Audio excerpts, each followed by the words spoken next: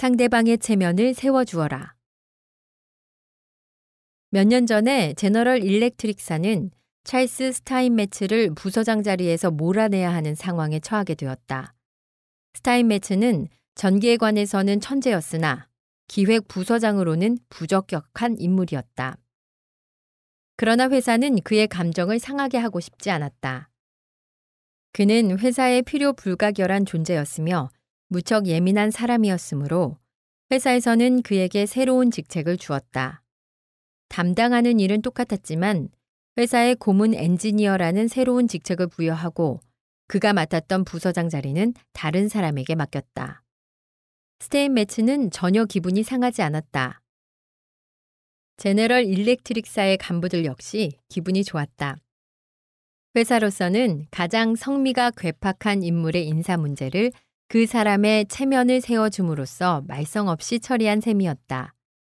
사람의 체면을 세워주는 일, 이것이야말로 더할 나위 없이 중요한 일이다. 그런데도 이 문제에 대해 곰곰이 생각해보는 사람이 우리들 가운데 과연 몇 명이나 있을까? 우리는 상대방의 자존심에 가해지는 상처 따위는 아랑곳 없이 다른 사람들의 감정을 짓밟고 자기 주장만 내세우며 남들 앞에서 어린이나 고용인들을 꾸짖고 윽박지르며 비난한다.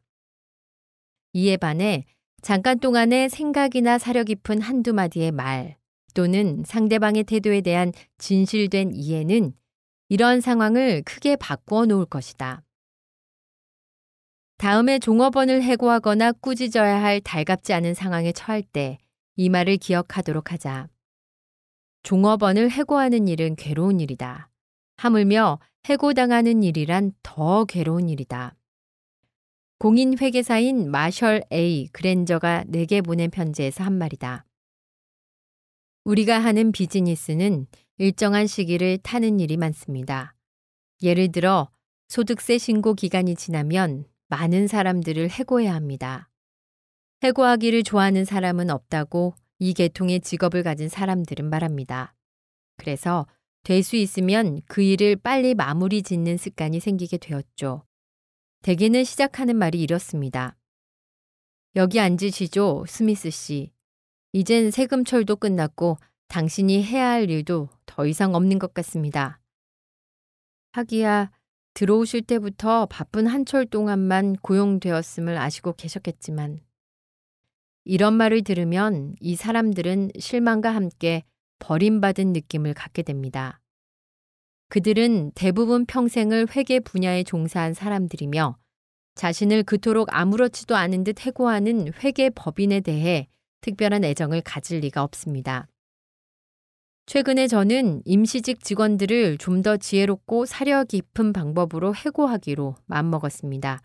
그래서 한 사람씩 불러들일 때마다 우선 그 사람이 세금 시즌의 한 일에 대해 곰곰이 생각해 봅니다.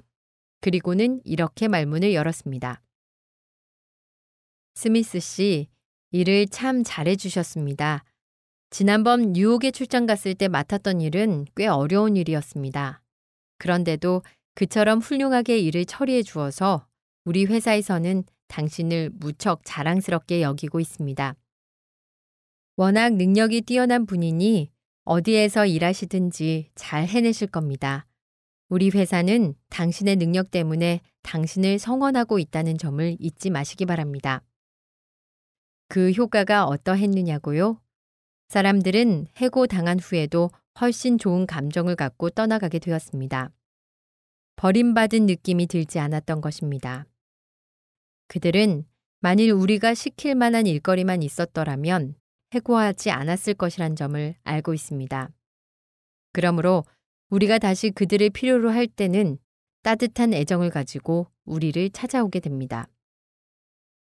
우리 강좌에서 다른 사람을 비난할 경우의 부정적인 효과와 체면을 세워줄 경우의 긍정적인 효과에 대해 두 사람의 반원들이 토론을 벌인 적이 있었다.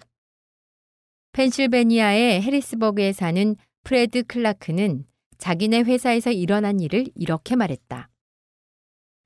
회사의 생산회의에서 부사장이 어느 생산 감독자 한 사람에게 생산 공정에 대해 아주 날카로운 질문을 던졌습니다. 부사장은 윽박지르는 목소리로 그 과장의 잘못을 꼬집어내려 했습니다. 감독자인 과장은 동료들 앞에서 무안을 당하기 싫어서 대답을 얼버무렸습니다. 그 때문에 부사장은 화가 나게 되었고 그 감독자를 거짓말쟁이로 몰아세웠습니다. 그 회의가 열리기 이전에는 존재했을지도 모르는 두 사람 사이의 모든 신뢰감은 그 짧은 순간 모조리 파괴되어 버렸습니다. 전에는 일을 잘해내던 감독자는 그 이후로 회사에서 쓸모없는 사람이 되어버렸습니다. 몇 달 후 감독자는 회사를 그만두고 다른 경쟁사로 전직하게 되었는데 제가 듣기로는 지금 그곳에서 아주 일을 잘하고 있다고 합니다. 또 다른 반원인 안나 마조네는 자신의 직장에서 그와 비슷한 일이 있었지만 문제에 대한 접근 방식에 따라서 그 결과가 엄청나게 달라진 경우를 이야기했다. 마조네는 식품 포장 회사의 마케팅 전문가였는데 어느 신상품을 테스트 마케팅하는 첫 중대한 임무가 그녀에게 주어졌다. 마조네 양은 우리 강좌에서 다음과 같이 말했다. 실험 결과가 나왔을 때 저는 어찌할 바를 몰랐어요. 저는 기획 단계에서 중대한 실수를 범했고 그 실험 전체를 다시 해야만 했습니다. 엎친 데 덮친 격으로 제가 이 프로젝트에 대해 보고하게 되어 있는 회의가 열리기 전까지도 저는 상사와 이 문제를 협의할 시간조차 없었습니다. 보고를 하라는 말을 들었을 때 저는 두려움으로 몸이 떨렸습니다. 눈물이 쏟아지려 했지만 회의에 참석한 남자들이 여자란 너무 감정적이라 관리직에는 부적합하다는 말을 들어서는 안 된다고 확실히 결심했죠. 저는 보고를 간단히 끝낸 후 실수를 범했기 때문에 다음번 회의 때까지 다시 연구하겠노라고 말했습니다. 상사가 펄쩍 뛸 것으로 예상하면서 자리에 앉았습니다. 그러나 상사는 펄쩍 뛰기는커녕 제가 한 일에 대해서 고맙다고 하더니 새로운 프로젝트를 맡을 때 실수는 있을 수 있는 법이라면서 다시 하는 연구는 정확히 될 것이고 회사에도 도움이 될 것으로 확신한다고 말하는 것이었어요.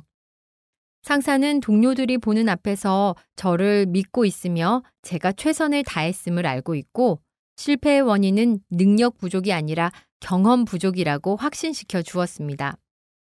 회의장을 나오면서 저는 자신감을 느꼈습니다. 다시는 그 상사를 실망시키지 않으리라 굳게 다짐했죠. 설령 우리가 옳고 상대편이 분명히 잘못했다 하더라도 그 사람의 체면을 잃게 하면 곧 자존심에 상처를 주게 된다. 프랑스의 전설적인 초창기 비행사이자 작가인 생텍쥐베리는 이런 글을 쓴 적이 있다. 누구에게도 그 자신을 과소평가하도록 만드는 말이나 행동을 할 권리가 내게는 없다. 중요한 것은 내가 그 사람을 어떻게 생각하느냐가 아니라 그가 그 자신을 어떻게 생각하느냐이다. 사람의 존엄성에 상처를 주는 것이야말로 죄악이다. 진정한 지도자는 다음의 원칙을 언제나 지킬 것이다. 원칙 5.